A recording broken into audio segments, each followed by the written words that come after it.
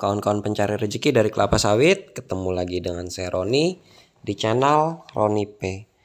Video kali ini kita membahas lagi harga sawit yang sampai sekarang masih anjlok ya, masih hancur lebur di kita, di petani ya kawan-kawan. Memang per hari ini itu di daerah kami ada kenaikan kawan-kawan, jadi ada kenaikan sekitar 150. Jadi tapi masih 1000. Jadi hitungannya antara 900 sampai dengan 1000 lah di pabrik. Jadi masih belum bagus untuk harganya.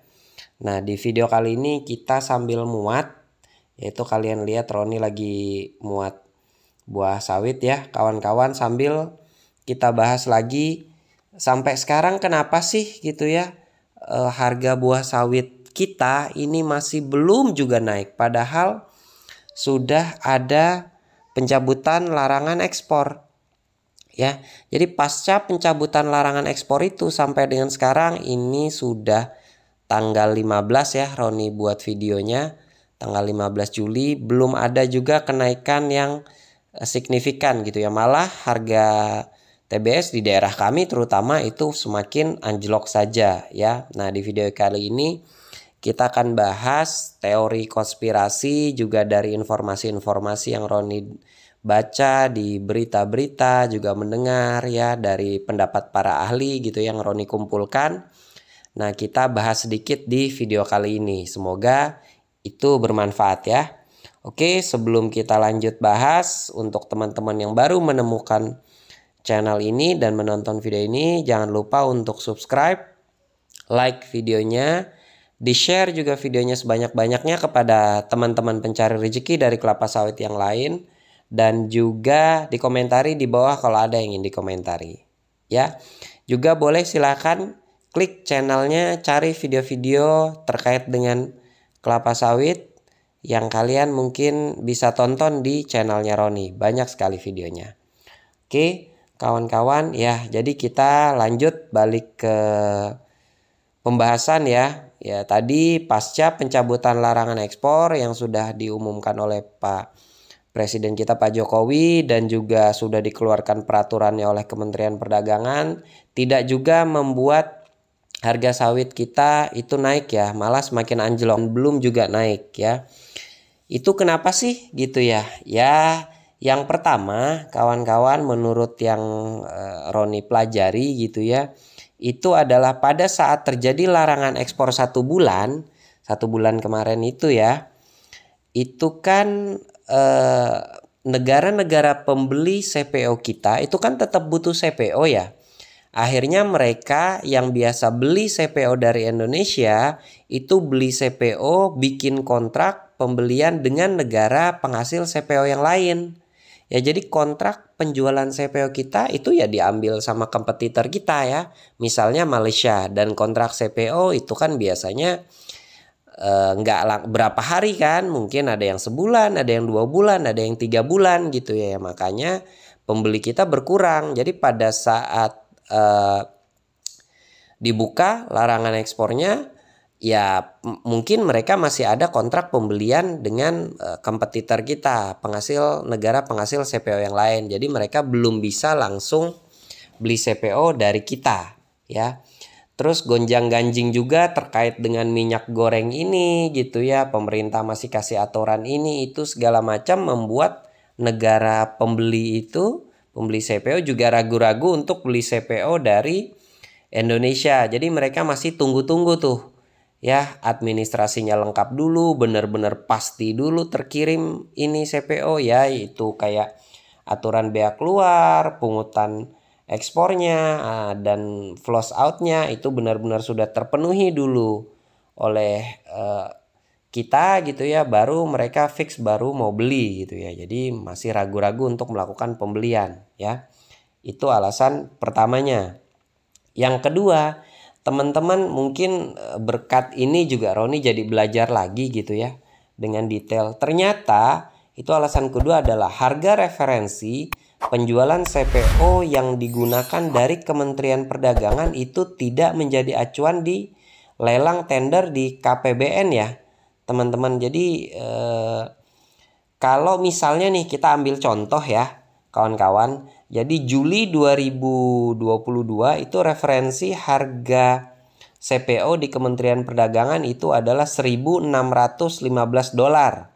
Kalau dikonversi dengan harga dolar 14.700 itu artinya harga CPO 23.740.500 ya. Sementara tender itu Juli itu hanya di 7.305.900 rupiah, atau kalau didolarkan itu cuma 497.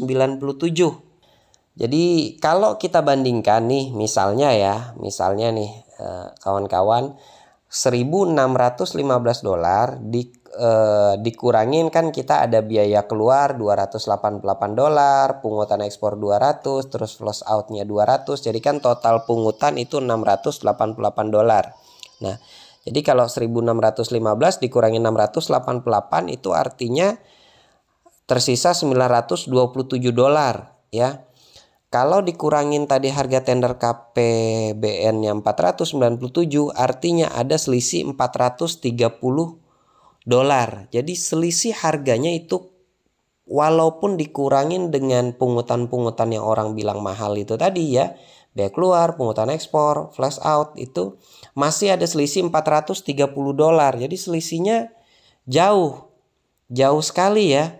Harga referensi CPO, penjualan CPO dari Kementerian Perdagangan tidak sesuai dengan tender di KPBN, tidak menjadi acuan ya.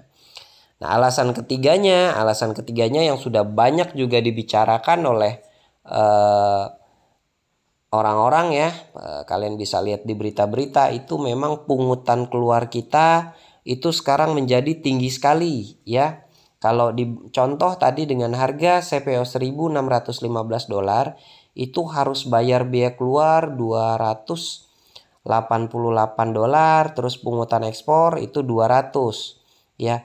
Terus ditambah lagi sekarang biaya flush outnya ditambah lagi 200 dolar. Artinya itu total biaya yang harus dikeluarkan itu adalah 688 dolar tadi. Jadi kalau harga 1.615 dolar dikurangi 688 dolar, asumsinya 927 dolar aja itu harga bersihnya. Dan malah ketika dilelang di tender KPBN harganya jadi 497 dolar. Jadi semakin parah lagi lah ya. Ya itulah juga yang membuat pas ke bawah harga TBS kita, harga buah sawit kita di bawah semakin hancur ya. Jadi itu akhirnya yang membuat para eksportir, perusahaan-perusahaan yang jual CPO ke luar negeri itu kesulitan untuk menjual CPO-nya ya. Dari kontraknya juga susah dapatnya, kontrak pengiriman juga susah, harganya juga susah bersaing gitu ya. Begitulah tadi. Akhirnya jadinya pabrik-pabrik tangki-tangkinya penuh. Ya karena stok mereka kebanyakan. Akhirnya stok mereka kebanyakan, mereka pun juga jadi setengah-setengah untuk beli buah sawitnya kita. Udah harganya turun gitu ya, mereka jadi semakin malas beli buah sawitnya kita. Akhirnya buah sawit kita harganya menjadi hancur lebur tadi, anjlok ya. Sekarang udah terjun ke jurang terdalam. Ya, harapannya sih ya kita para petani sawit, pemerintah terutama kalau mau bantu kita para petani kelapa sawit, yang terpenting sekarang adalah membantu itu tadi ya, biaya keluar yang 288 itu, pungutan ekspor yang 200, flush out yang 200 itu bisa dihapuskan, minimal dikurangi lah ya pungutan-pungutan itu, jadi bisa membantu menaikkan harga TBS kita ya, untuk sementara paling enggak gitu ya. Kalau berkenan selamanya ya sementara sampai harga sawit kita bisa kembali normal. Itu ya. Juga mungkin ya tadi ya harga referensi Kementerian Perdagangan Kementerian Perdagangan dan tender KPBN itu harusnya diawasi dengan benar. Jadi bisa sesuai gitu ya, tidak ada ketimpangan yang sangat jauh. Ya, semoga saja pemerintah bisa merealisasikan itu ya. Harusnya mereka bisa memikirkan kita para rakyatnya, karena yaitu tadi mereka dipilih oleh kita rakyat untuk mensejahterakan kita rakyatnya. Tidak seperti sekarang ini kesejahteraan para petani kelapa sawit terancam. Ya, semoga harga sawit kita bisa naik lagi seperti dulu ya, bisa normal lagi. Oke, begitu aja sharingnya di video kali ini. Terima kasih sudah mendengarkan, menonton videonya sampai habis. Sampai ketemu lagi dengan Roni di video selanjutnya. Tetap semangat, kawan-kawan pencari rezeki dari kelapa sawit. Salam tandan berduri.